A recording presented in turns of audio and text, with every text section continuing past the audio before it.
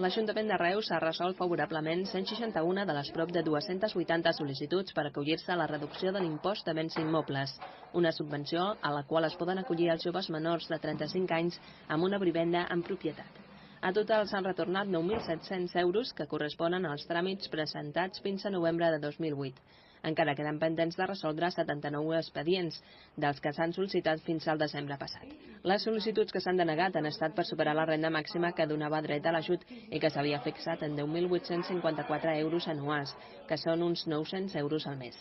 Donat el nombre de sol·licituds presentades i en previsió que l'any vinent s'hi puguin acollir més joves, la regidoria d'Hisenda ja preveu un augment del pressupost destinat a aquesta partida. En principi hem augmentat un 5% en previsió de que hi hagués un 5% més de peticions, però si n'hi hagués, una partida oberta, estaríem disposats, és a dir, satisfarem el 100% de les peticions que siguin positives. O sigui, no hem posat hem incrementat ja com a previsió, però si hi hagués un 10% més de peticions positives, evidentment l'Ajuntament respondria i ja d'una partida genèrica ja trauríem diners per abonar aquestes subvencions.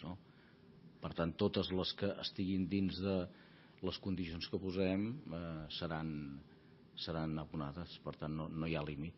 Al marge de la subvenció per al col·lectiu de joves, l'Ajuntament de Reus recorda que ofereix facilitats als contribuents per complir amb les seves obligacions fiscals. Així hi ha la possibilitat d'ajuntar tots els tributs municipals i pagar-los de forma fraccionada durant 10 mesos i sense cap recàrrec d'interessos.